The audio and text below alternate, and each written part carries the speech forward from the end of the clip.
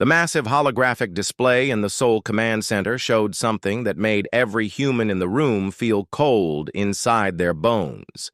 Admiral Dae-ho Kim stood with his hands behind his back, watching 50,000 alien ships floating in. Perfect formation, just beyond Pluto. The ships looked like nothing humans had ever built before, with smooth curves that seemed to bend light itself around their hulls. Each ship was easily 3 times larger than Earth's biggest battleships, and they moved through space with a grace that spoke of technology far beyond human understanding. General Boram. Lee walked up beside the Admiral and whispered so only he could hear her words. "The numbers keep getting worse, sir. Our intelligence reports say each of those ships carries weapons that could crack a planet in half." Admiral Kim nodded slowly, but his face stayed calm, even though his heart was beating fast inside his chest. He had spent 40 years in space protecting Earth and had never seen anything like this. The alien fleet was so large that their ships blocked out entire star fields when viewed from the outer monitoring stations. The main doors to the command center slid open with a soft hiss, and President Hyun-woo Park entered. The room followed by his security team and several other government officials. The president looked tired, as if he had not slept in many days, which was probably true since the first alien ships had appeared at the edge of the solar system 3 weeks ago. Every world leader had been meeting day and night trying to figure out what to do, but so far no one had any good answers. "Sir, the alien representative is requesting immediate communication," General Lee said as she handed the president a small communication device. The device was sleek and black and seemed to pulse with its own internal light. President Park took the device and held it up to his ear for a moment before setting it down on the main console and pressing a button. That would allow everyone in the room to hear the conversation. The voice that came from the device was unlike anything any human had ever heard before. It sounded like metal scraping against stone, mixed with the sound of wind blowing through empty caves. The words were in perfect English, but the tone made everyone in the room feel like small children being scolded by an angry teacher. "Primitive humans," the voice said. And the word primitive was spoken with such contempt that several officers in the room actually took a step backward. "You have been observed for many cycles and found to be a species of little worth, but your planet contains resources that the galactic hegemony requires. Therefore, we offer you this single opportunity to avoid complete destruction, Admiral." Kim felt his jaw clench as he listened to the alien speaking about his species like they were insects to be stepped on. He had fought in 3 major wars and had seen the best and worst that humans could do, and he knew that primitive was the last word anyone should use to describe the human race. The alien voice continued speaking without pause or emotion. "You will have exactly 72 of your Earth hours to make your decision. Submit to hegemony rule, and your species will be allowed to continue existing as a labor force for our mining operations. Refuse, and we will eliminate every human life form on your planet and take the resources anyway. The choice is yours, but understand that this offer will not be made again."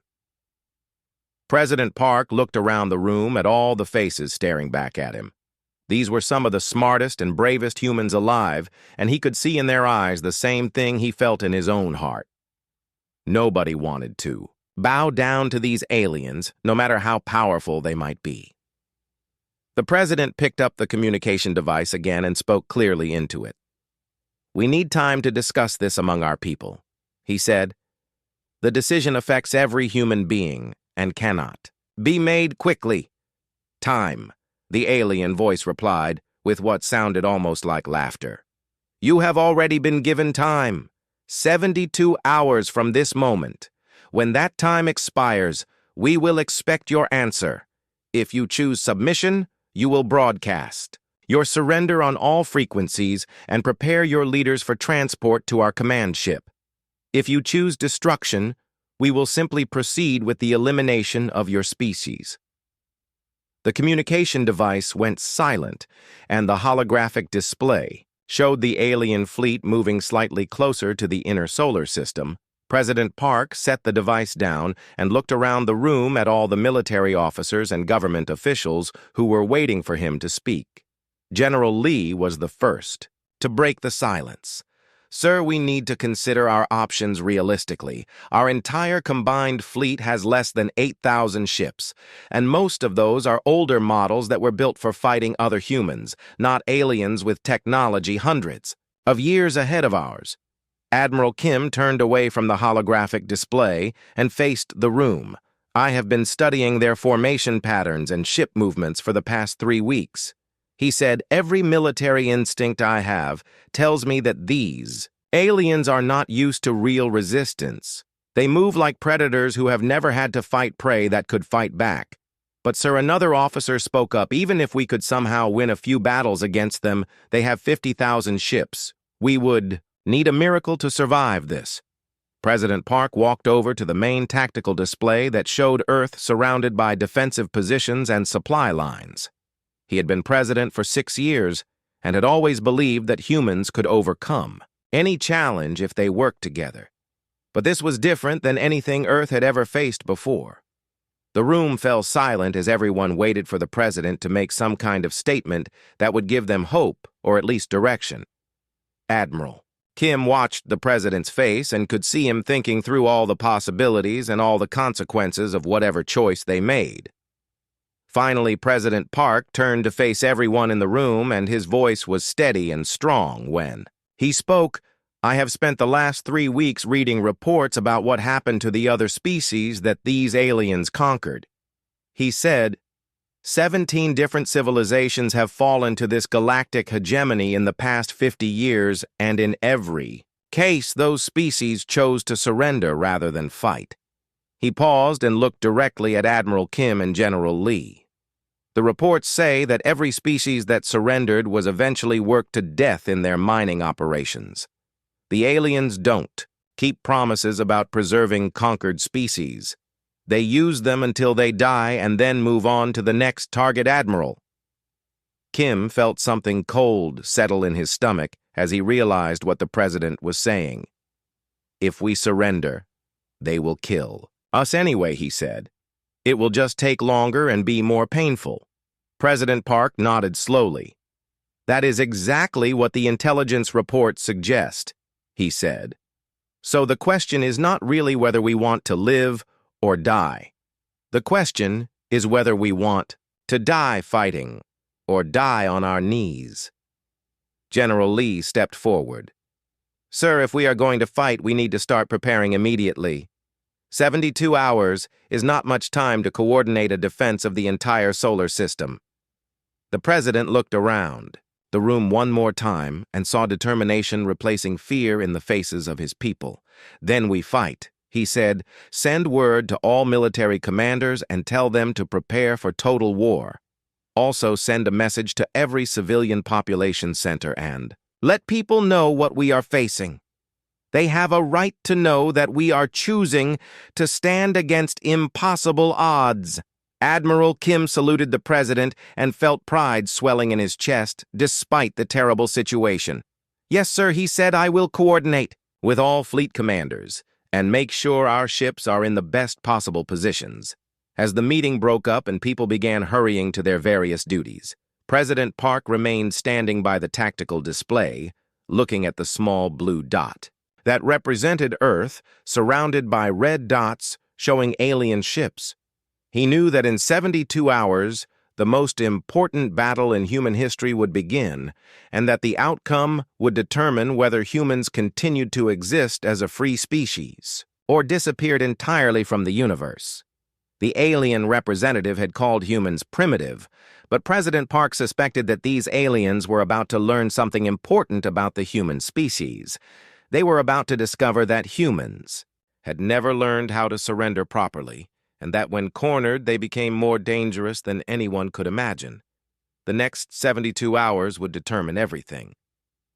48 hours remained until the alien deadline, and across Earth, people were preparing for what most believed would be the end of human civilization. In the deep underground laboratories beneath New Geneva, Dr. Yoonji Choi had not slept for 3 days straight as she worked on the most important project in human history.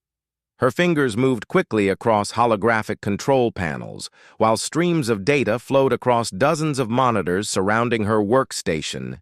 Engineer Dong-hyun Yu rolled his chair over to Dr. Choi's station, carrying a steaming cup of coffee and looking concerned about her condition. "Yeonji, you need to rest for at least a few hours," he said. "The quantum processors are still running the final calculations, and there is nothing more we can do until they finish." Dr. Choi looked up from her work with eyes that were red from staring at screens for too long, but her voice was still strong and determined.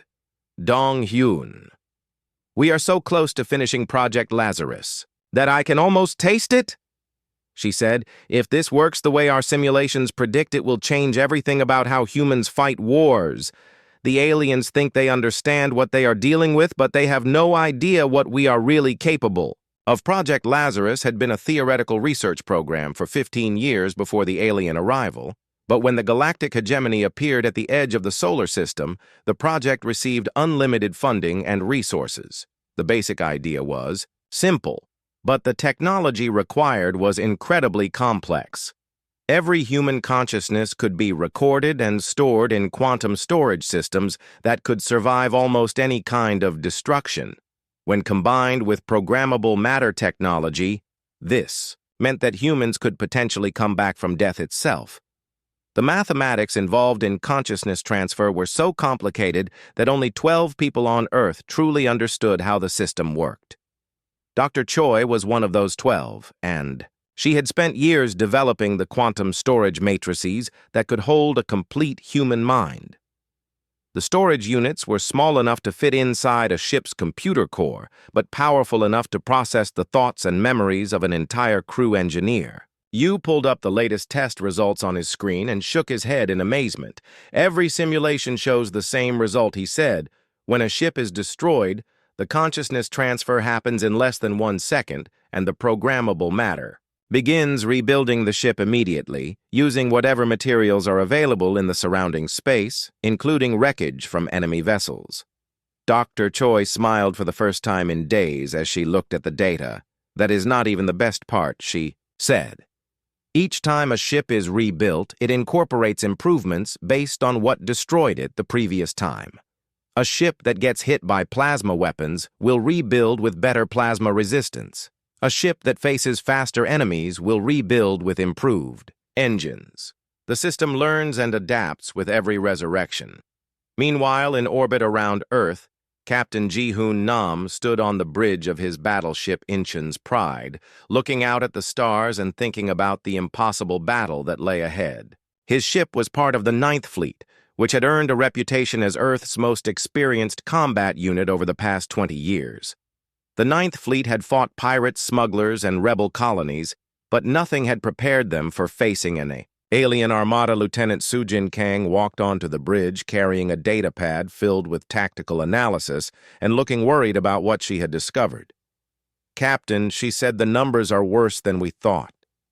Our intelligence estimates suggest that each alien ship has firepower equivalent to 10 of our battleships, and their shields can probably withstand anything in our current weapons inventory."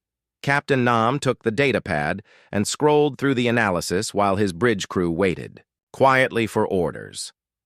The tactical situation was indeed terrible, but something about the alien formations bothered him in a way he could not quite explain. Their ships moved in perfect geometric patterns that looked impressive, but seemed too rigid for actual combat. "Have you noticed how the aliens arrange their fleets?" he asked Lieutenant Kang. "Everything is perfectly symmetrical and organized, like they are more concerned with looking intimidating than being tactically flexible. Our intelligence reports say they have conquered 17 other species, but I wonder if any of those species actually fought back with everything they had." Lieutenant Kang looked at the data again and realized what Captain Nam was suggesting. "Sir, you think they might not be used to fighting enemies who refuse to surrender?" Captain Nam nodded and handed the datapad back to her. "That is exactly what I think he said. Every species that faced them before chose to surrender rather than fight to the death. But humans have a long history of doing stupid things when we are cornered, and this might be the most stupid thing we have ever attempted. Deep in the ship's engine room, Chief Engineer Min-Ho Park was installing the final components of Project Lazarus, while trying not to think about what the system was designed to do. The quantum storage unit was about the size of a briefcase but contained computing power that would have filled an entire building just 50 years ago. Connected to the ship's main computer, the unit could record and store the consciousness of every crew member in the event of catastrophic damage. The engineering manuals for Project Lazarus were classified so highly that even reading them required special authorization. But Chief Park had studied every page until he understood exactly how the system worked. When activated, the quantum sensors would scan every brain on the ship and create perfect digital copies of each person's thoughts, memories, and personality. The copies would be stored in quantum matrices that could survive temperatures hot enough to melt steel and radiation levels that would destroy normal electronics. What worried Chief Park was not the technical aspects of the system, but the philosophical questions it raised. If a person died and was brought back using Project Lazarus, would they still be the same person, or just a copy with the same memories? The scientists insisted that consciousness was simply information, and that copying information perfectly meant the person remained identical. But Chief Park was not entirely convinced. Admiral Young-Ho Shin sat in his private quarters aboard the fleet flagship, reading sealed orders that had arrived from Earth Command just hours earlier. Orders were classified at a level he had never seen before, and the mission parameters described in the documents made him understand why such secrecy was necessary. Operation Eternal Defiance was not just a military operation, but a fundamental change in how humans would fight wars. According to the sealed orders, every ship in the Ninth Fleet had been equipped with Project Lazarus technology, and the crews had been selected based on psychological profiles that suggested they could handle the stress of multiple deaths and resurrections. The mission was simple in concept, but terrifying in practice. They would engage the alien fleet in direct combat and use Project Lazarus to continue fighting even after their ships were destroyed. Admiral Shin had commanded the Ninth Fleet for 8 years and had led them through dozens of successful operations, but nothing in his experience had prepared him for ordering his people to die repeatedly in service to humanity. The orders made it clear that conventional tactics would not work against the alien fleet, and that only through multiple resurrections could human forces learn enough about alien technology to develop effective countermeasures. The communication system in his quarters chimed softly, and Admiral Shin accepted an incoming call from Dr. Choi, who appeared as a hologram in front of his desk. "Admiral," she said, "we have completed the final testing of Project Lazarus and all systems are functioning perfectly.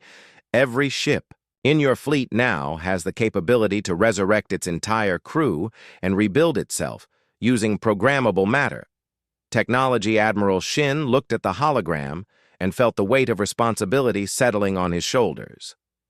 "Doctor," he said, "are you certain that the people who come back will truly be the same people who died?" Dr. Choi nodded confidently. "The quantum storage system creates perfect copies of human consciousness down to the individual neuron level," she said. "The person who returns will have all the same memories, experiences, and personality traits as the original. They will remember dying, and they will remember everything that led up to that moment, but they will be alive again and ready to continue fighting." The hologram flickered slightly as Dr. Choi continued speaking. "Admiral, we have run over 10,000 simulations of various combat scenarios, and Project Lazarus shows remarkable effectiveness against overwhelming odds. Each resurrection allows for tactical improvements and technological adaptation that would normally take years of research and development."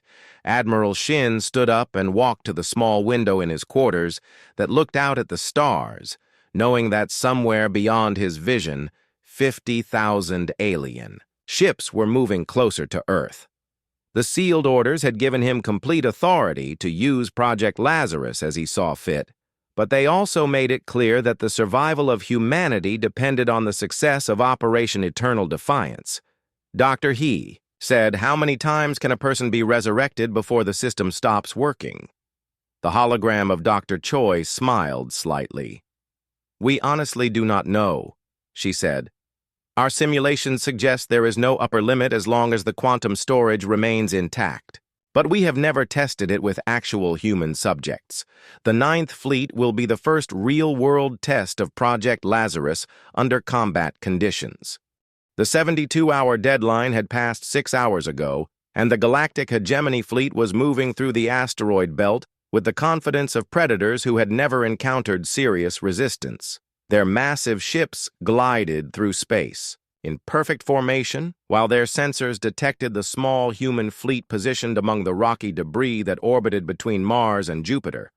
Fleet Commander Zektar stood on the bridge of his flagship and looked at the tactical display showing 847 human ships spread across thousands of kilometers of space. The human formation looked pathetic compared to his 50,000-vessel armada, and Zektar felt almost disappointed that these primitive creatures had chosen to fight rather than surrender intelligently. He had conquered 12 species personally during his long military career, and the pattern was always the same. A show of overwhelming force followed by quick capitulation and then years of profitable resource extraction, while the conquered species worked themselves to death in mining operations. Communications. "Officer, relay this message to all human vessels," Zektar commanded, using the same tone he had used with every other species that had dared to resist the hegemony. "This is your final opportunity to surrender and avoid unnecessary destruction. Lay down your weapons and prepare to be boarded for processing." The reply came back within seconds and was delivered in a calm, human voice that showed no trace of fear or desperation. "This is Admiral Young-Ho Shin of the Earth Defense Force, Ninth Fleet. Your terms of surrender are rejected. We choose to fight." Zektar felt a brief moment of surprise that quickly turned to irritation. These humans were being unreasonably stubborn, but their destruction would serve as a useful example to any other primitive species that might consider resistance in the future. "Very well," he said to his tactical officer. "Select 3,000 ships from the forward battle groups and eliminate the human presence in this sector, save ammunition, and use only standard plasma weapons. There is no need to waste advanced munitions on such weak opposition." Captain Ji-Hoon Nam watched his tactical display light up with enemy contacts as alien ships moved into attack formation. The odds were worse than anyone had imagined, with over 3-to-1 odds just from the advance force, while 47,000 additional enemy ships waited in reserve. His crew was tense but ready, and he could see the same determination in their faces that he felt in his own heart. "All ships. This is Admiral Shin, broadcasting on the fleet frequency. Remember protocol. 7 and make every shot count. The enemy expects us to break and run after the first exchange of fire, but we are going to show them what humans are really made of. Every moment we survive gives our people back home more time to prepare, and every alien ship we destroy is one less threat to Earth Lieutenant." Sujin Kang stood at her command station aboard the destroyer Busan's Fury and watched the alien ships approaching in their perfectly organized formations. Her months of tactical analysis had identified a potential weakness in their shield technology, and now it was time to see if her theories would work in actual combat.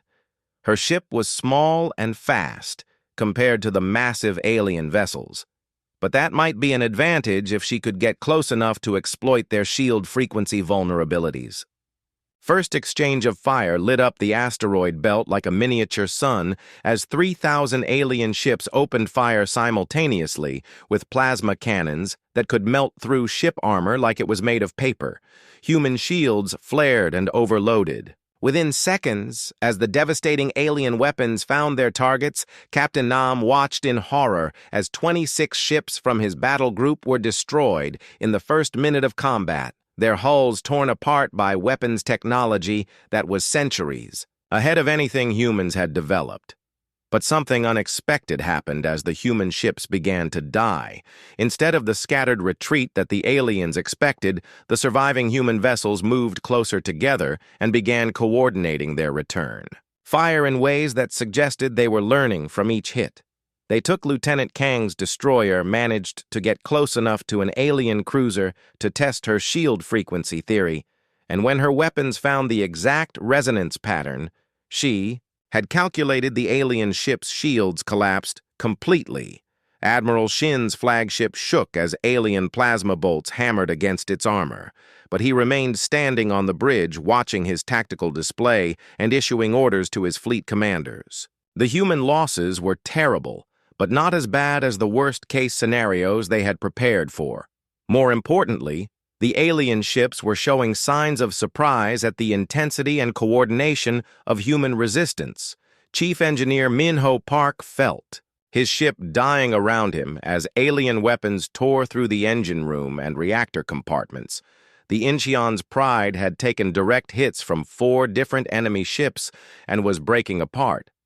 But Chief Park remained at his station, making sure that Project Lazarus was functioning properly. As the ship's hull finally cracked and atmosphere began venting into space, he watched his consciousness transfer readings spike and knew that every crew member's mind was being successfully copied into the quantum storage system. Captain Nam experienced death as a brief moment of intense pain, followed by darkness and then sudden awareness that he was still alive but in a different place. His consciousness had been transferred to a backup, body stored in the quantum matrices, and he found himself standing in what looked like the bridge of his ship, but everything was slightly different. The controls were more responsive, the displays were clearer, and the ship itself felt more powerful than before. Lieutenant Kang had died when her destroyer was cut in half by alien plasma beams, but she woke up in a new version of her ship that incorporated technology salvaged from the wreckage of the alien cruiser she had destroyed. Her weapons. Systems now included hybrid human-alien components that could punch through enemy shields like they were made of tissue paper, and her engines could accelerate at rates that would have been impossible with purely human technology. The alien tactical officer monitoring the battle reported something that made Fleet Commander Zektar stare at his displays in confusion. "Sir, the human ships that we destroyed 15 minutes ago are appearing on sensors again, but their energy signatures are different. They seem to be rebuilt and modified using our own technology." Somehow Zektar moved to the main tactical display and saw that the impossible was happening. Ships that his fleet had definitely destroyed were returning to the battlefield, but they were not the same vessels that had been destroyed. They were faster, more maneuverable, and their weapons were significantly more powerful than before. Some of the human ships appeared to be incorporating alien technology into their hulls in ways that should have been impossible.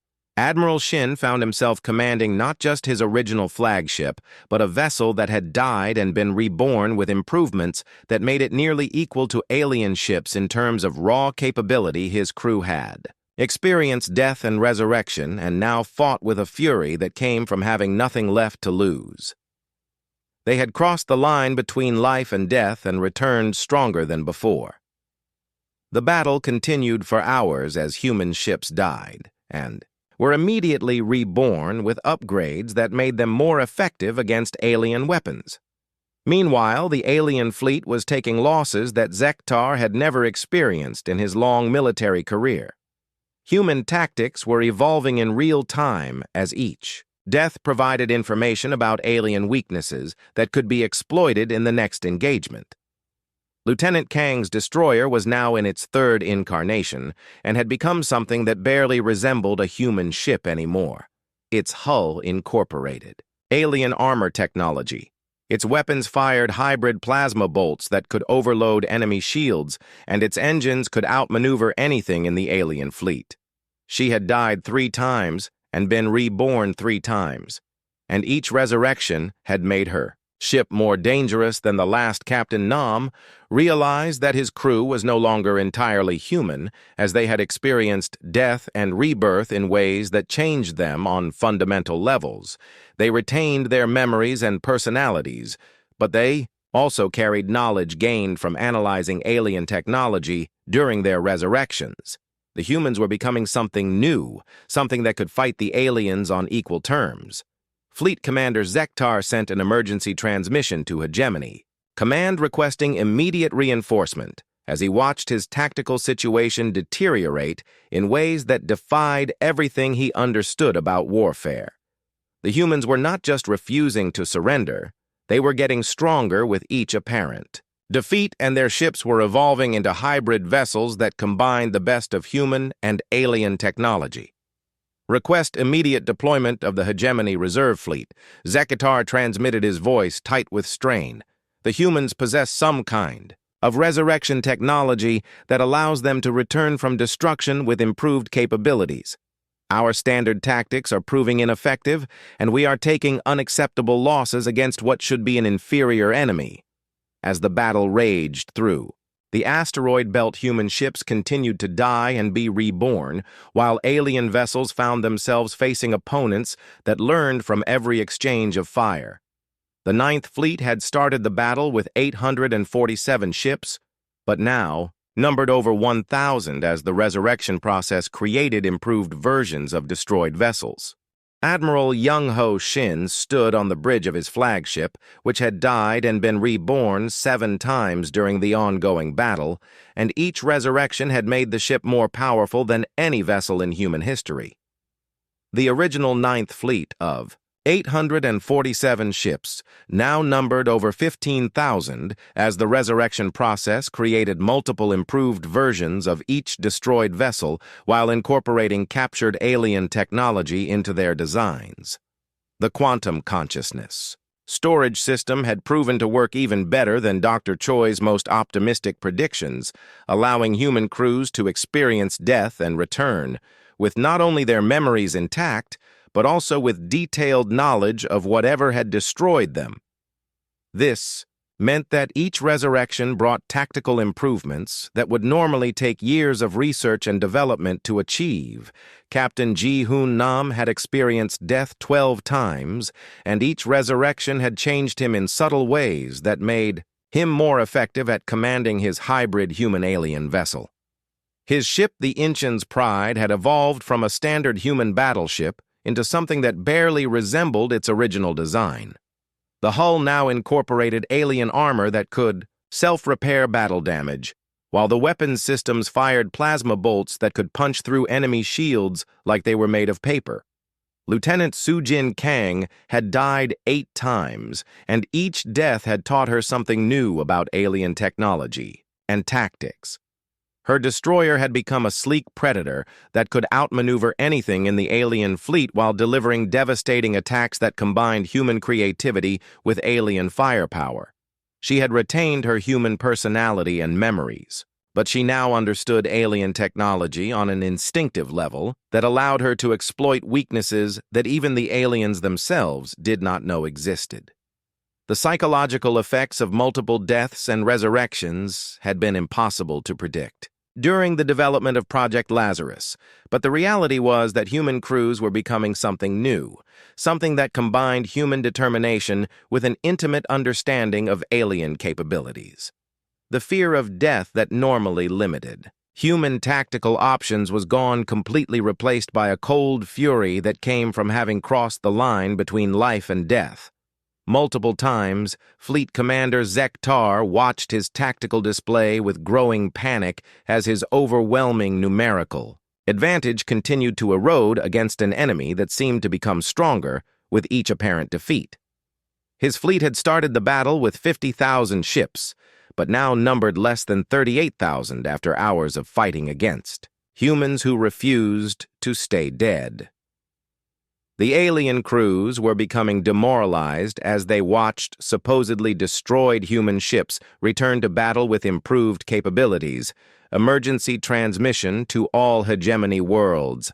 Zektar broadcast using the highest priority communication codes.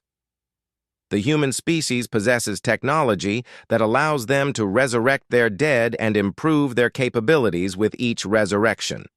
We are facing an enemy that becomes more dangerous every time we destroy their ships, and conventional tactics are proving completely ineffective.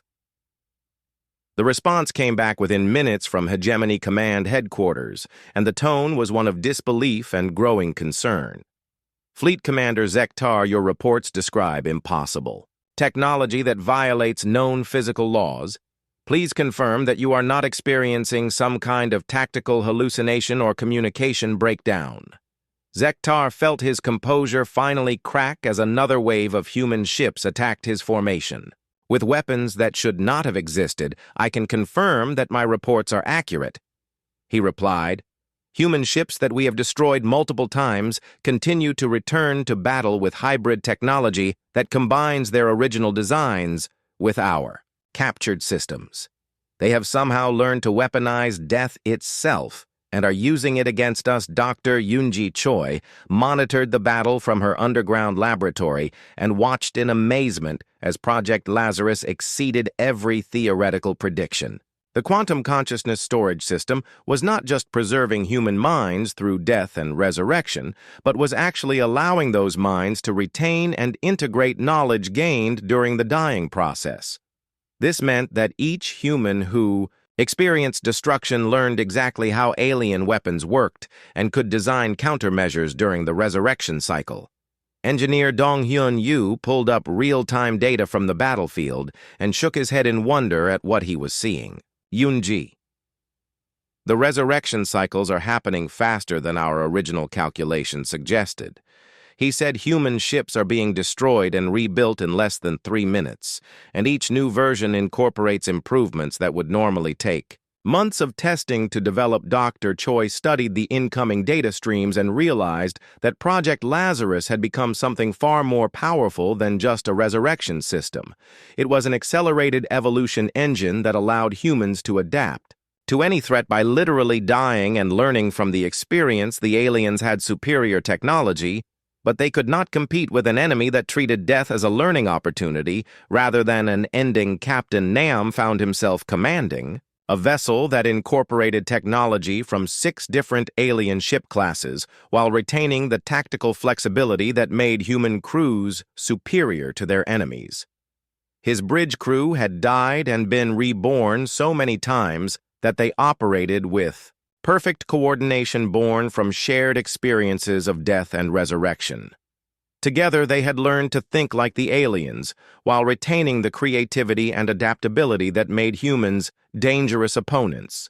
The programmable matter technology that allowed ships to rebuild themselves was proving even more versatile than anticipated. Each resurrection cycle analyzed the surrounding battlefield for useful materials and incorporated whatever was available into the new ship design. This meant that human vessels were becoming hybrid creations that combined human engineering principles with alien technology.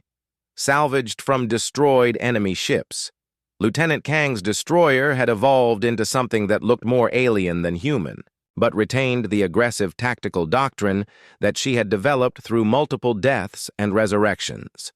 Her ship could now generate shields that adapted in real time to incoming weapons fire while delivering return attacks that exploited weaknesses she had learned about through direct experience of being destroyed by those same weapons. Chief Engineer Minho Park had died 15 times during the battle, and each resurrection had given him deeper understanding of both human and alien technology. His engineering skills now combined human creativity with alien technical knowledge, allowing him to make modifications to ship systems that should have been impossible.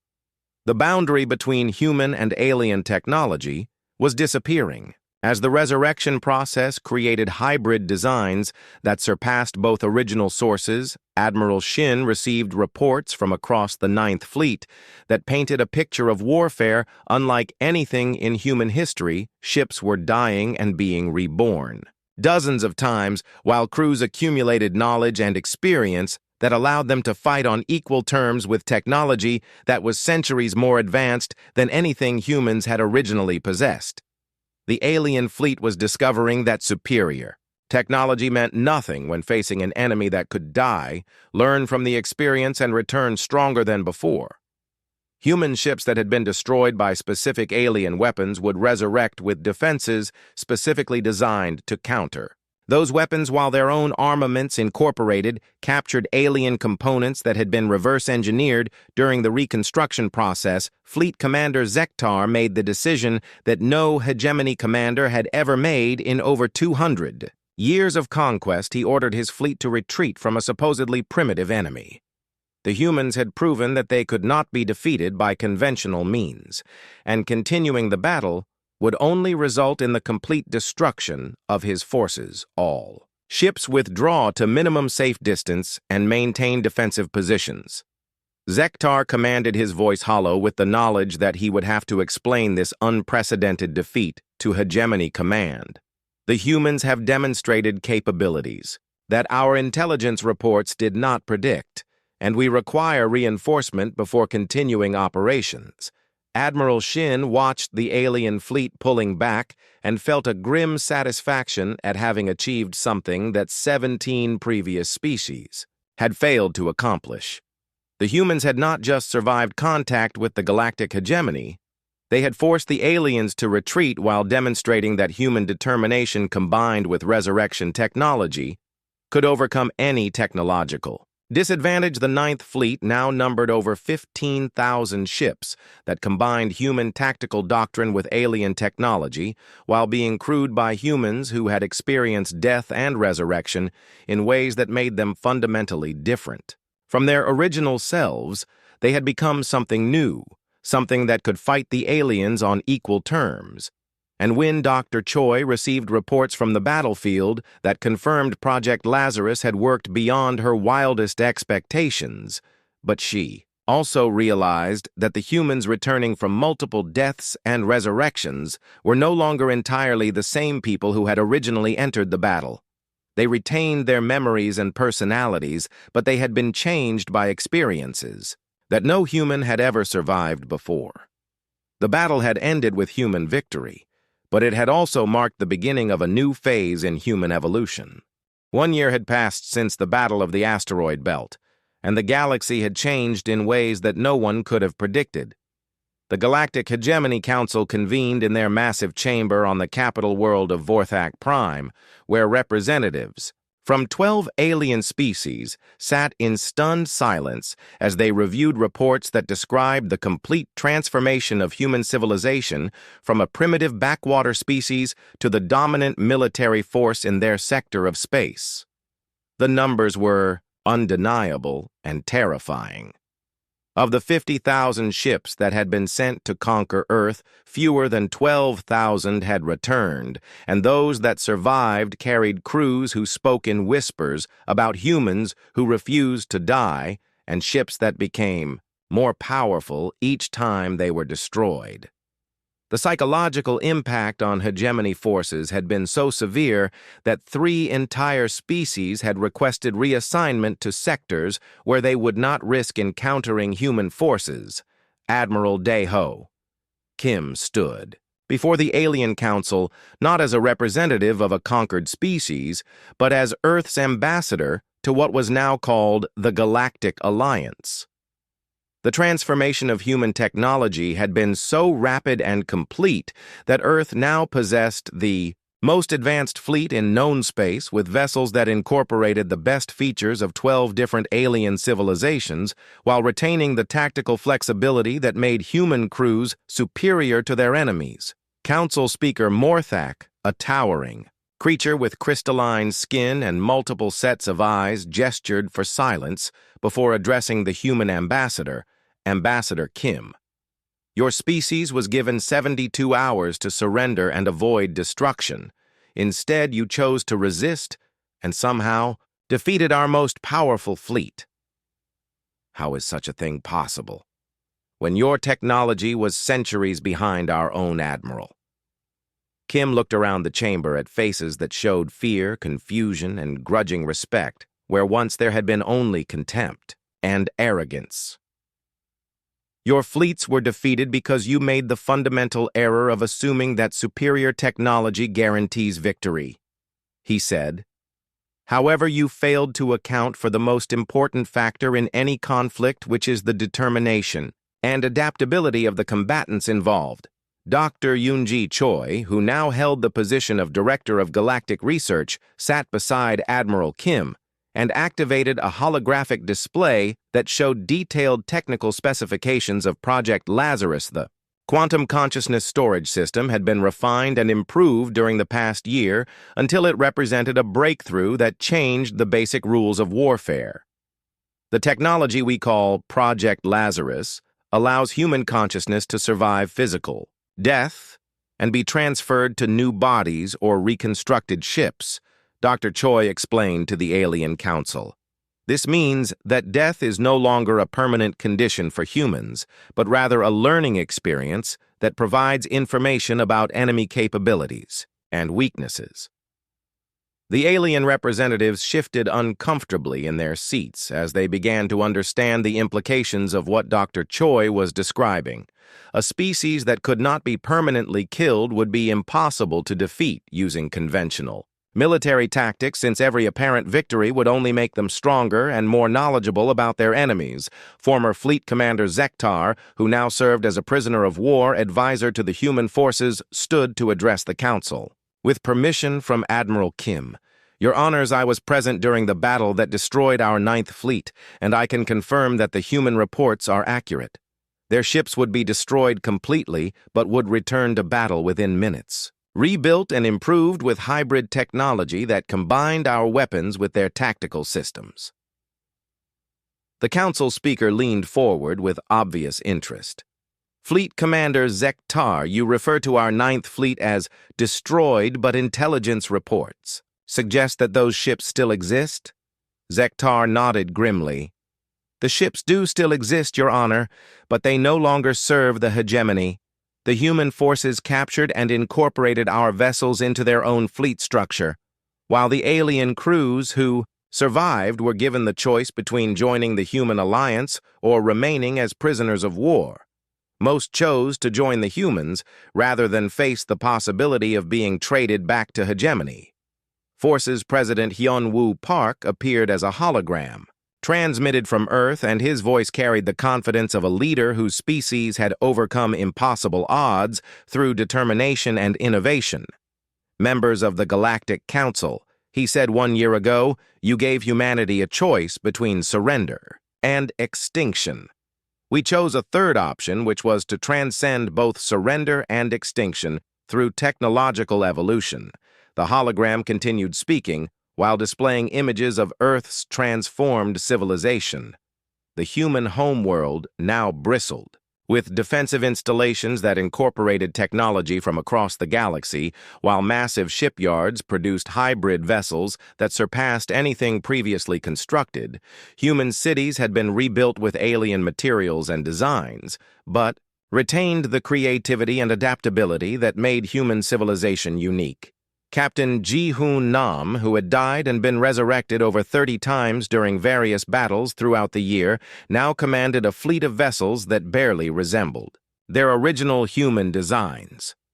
His ships incorporated technology from 8 different alien civilizations, while being crewed by humans who had experienced death and resurrection so many times that they had become something entirely new. Lieutenant Sujin Kang had become something of a legend among both human and alien forces as the first person to successfully command a ship through over 40 death and resurrection cycles.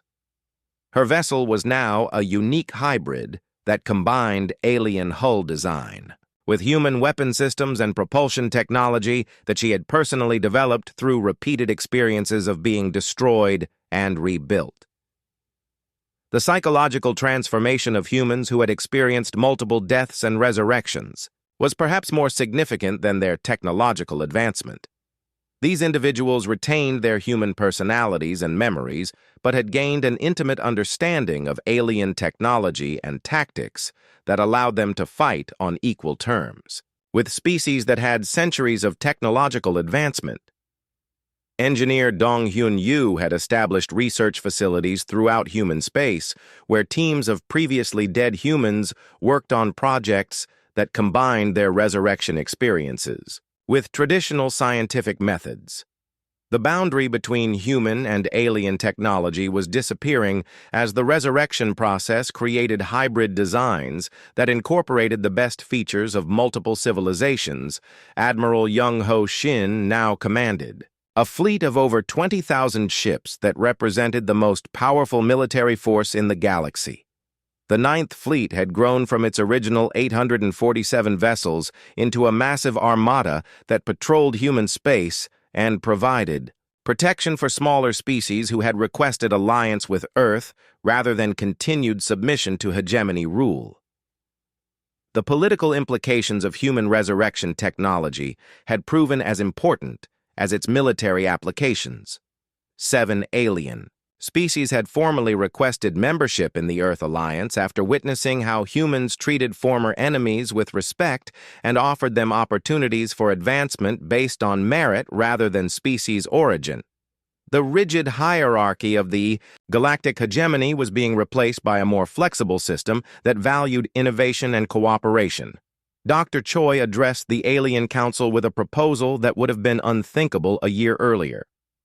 We offer to share Project Lazarus technology with any species willing to join the Galactic Alliance and commit to peaceful cooperation, she said. However, this technology requires a fundamental change in how civilizations view death warfare and the value of individual consciousness. The Council speaker consulted with other alien representatives before responding to the human offer. Ambassador Kim, your species has demonstrated capabilities that force us to reconsider our understanding of technological development and military strategy. The galactic hegemony formally requests a treaty of non-aggression with Earth and its allies. Admiral Kim smiled as he realized that humanity had achieved something unprecedented in galactic history. They had not just defeated a superior enemy, but had convinced that enemy to seek peace rather than continue a war. They could not win. Your request is accepted, he said. But understand that the terms of this treaty will be very different from the surrender demands you made to us 1 year ago, President. Park's hologram flickered as he delivered the final statement that would reshape galactic politics for centuries to come. You asked us what happened to your Ninth Fleet, he said. The answer is simple. We gave them a choice between serving tyranny and serving freedom. Most of them chose freedom, and now they fight alongside us to protect other species from facing the same ultimatum you gave to humanity. The chamber fell silent as the alien representatives realized that the balance of power in the galaxy had shifted permanently. The species they had dismissed as primitive had not only survived their attempted conquest, but had emerged as the dominant force in their sector of space through a combination of technological innovation and sheer determination to never surrender. The galactic hegemony that had ruled through fear and superior technology for over 2 centuries now faced a human alliance that had proven that determination and adaptability could overcome any technological disadvantage.